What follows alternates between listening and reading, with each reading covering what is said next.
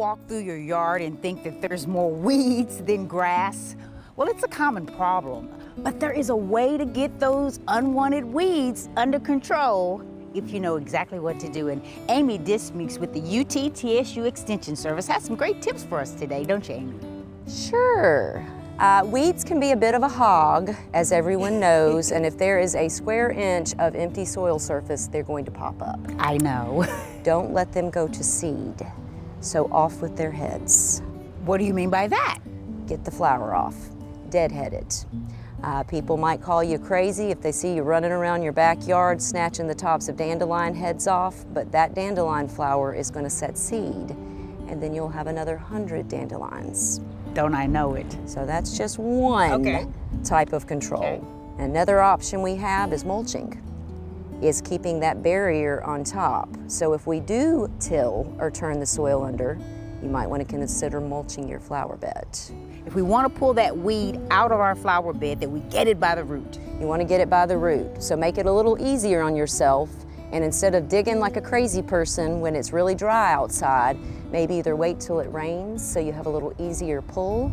And to give you an example, here's this little guy, and we're just going to pull him out.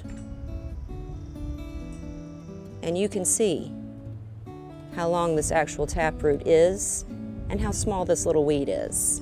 If you must, or any other time you are using herbicides that you don't want to affect other unintended plants, you can fashion up a little shield. Your little homemade cup there. But you basically place your cup directly over the weed and spray. That's perfect. And it goes exactly where you want it to. We can go with some lesser harmfuls to the environment.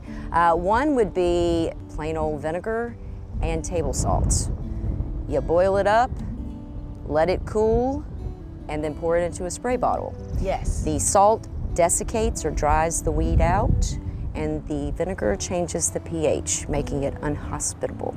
The other big option you've got, Yes. goats.